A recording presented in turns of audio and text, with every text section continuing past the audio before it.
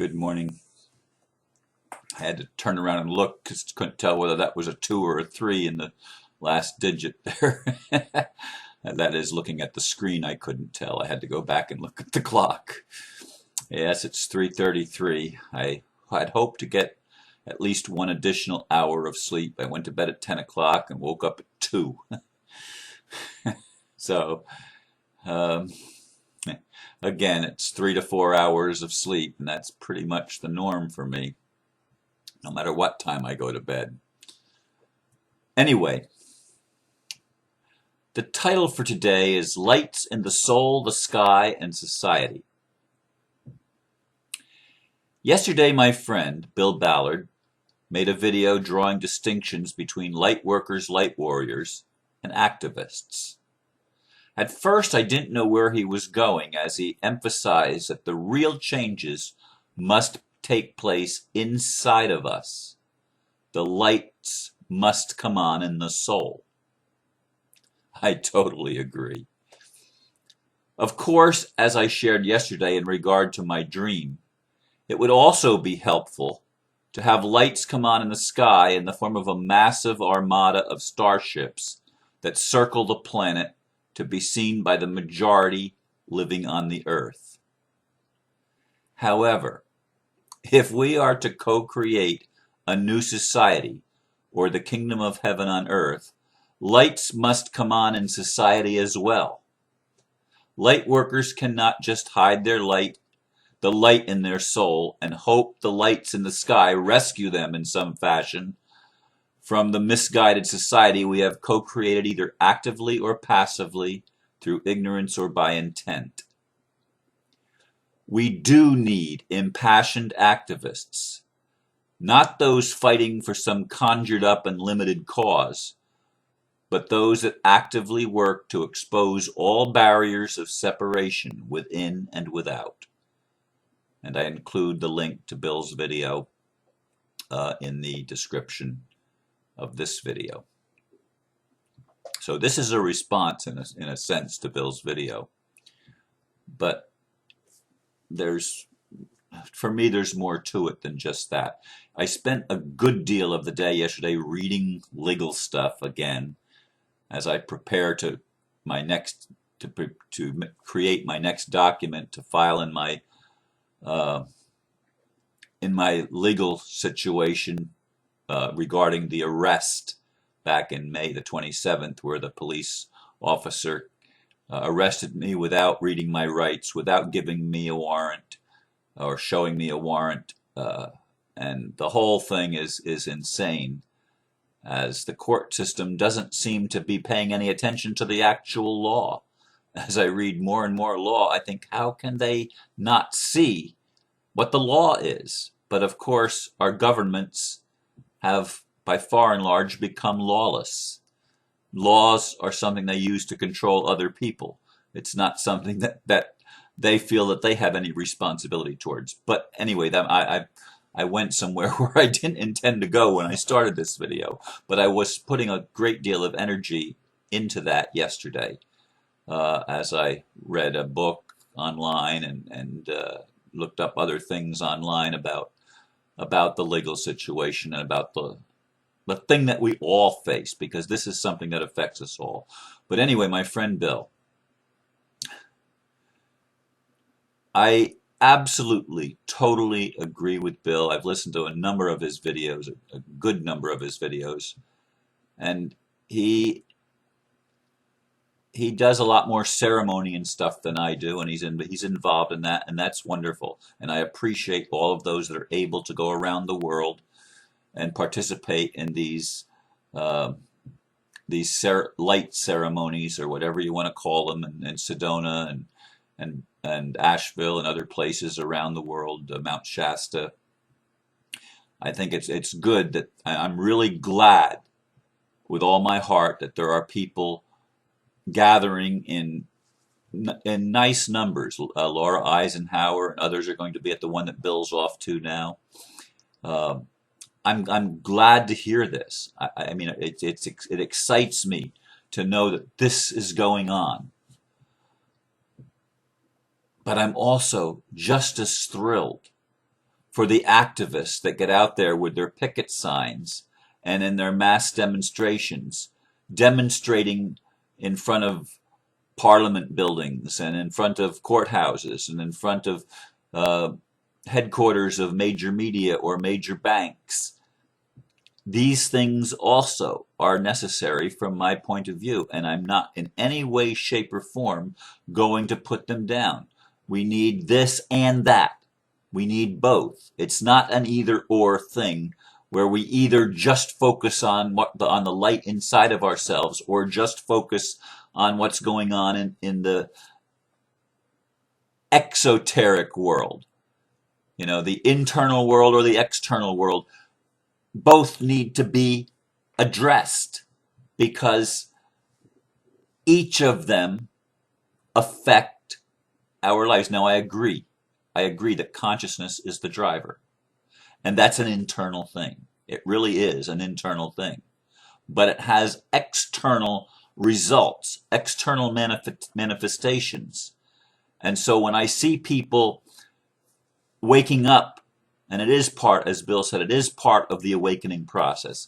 They get angry when they see the injustice. They get angry when they see that things are not what they're supposed to be.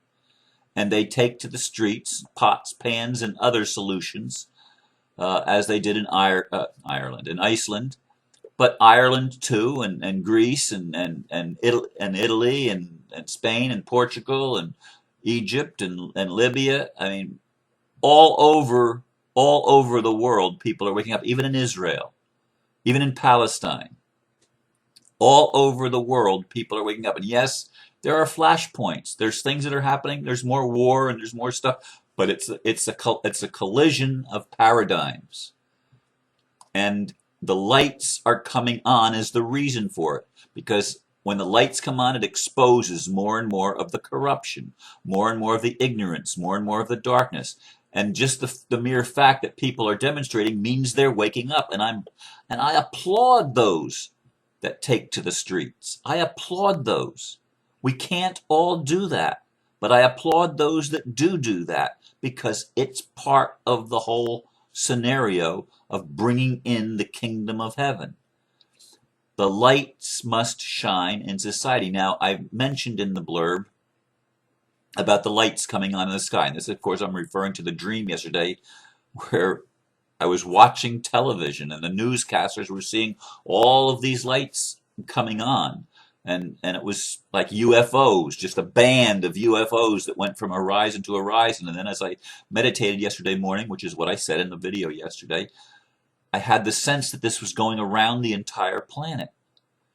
And some people have the idea that we're going to have some kind of a rescue operation where all the good people are going to be taken up onto starships so that they can wreak havoc, so that then havoc can be wreaked or apocalypse can happen on Earth, where there's destruction, where the crust is shifted all over the place, and the changes take place as far as the pole shift, and 3 days of darkness, and tidal waves and cataclysms all over the place.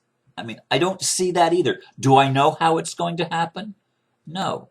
But if I was the one creating it, I would do it with as little disruption, physically disruption, as possible. Now, there has to be a disruption in the governments.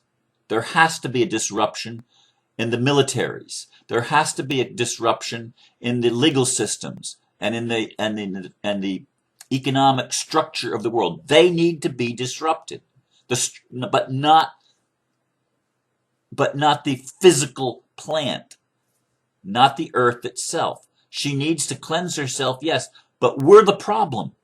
Humans, we're the problem.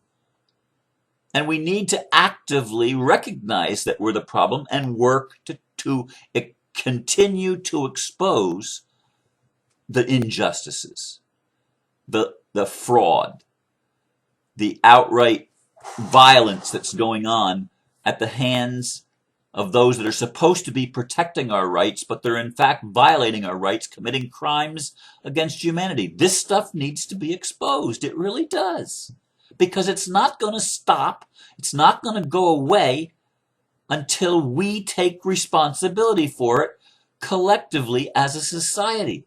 And each individual is where he or she is to play a particular role. And we all work, the whole thing is organic, and it all works together organically so that this group of people accomplishes this part of the process, and this group of people does another part of the process, and everybody does his and her part collectively with others that have the same passion and the same mission.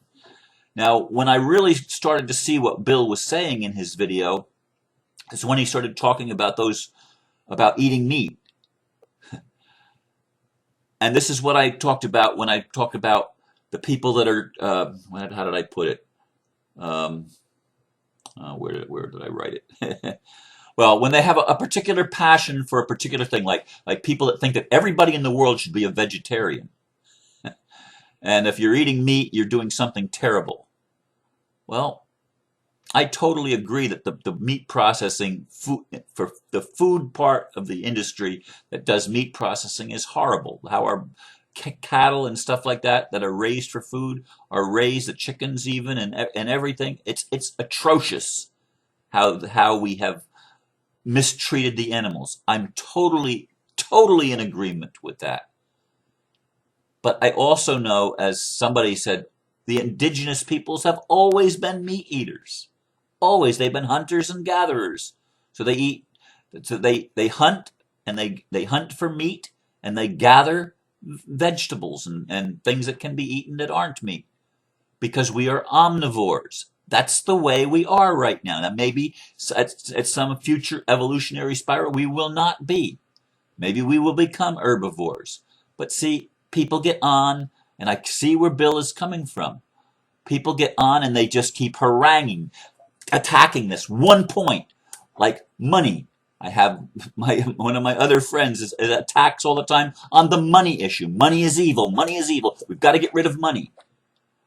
And the people that take up these one-dimensional ideas of this, if we can fix this, we can fix the whole thing. Now, insofar as money, I agree. The root of all of the social and political problems on this planet can be traced to the monetary system. I absolutely agree. I don't think money does anything.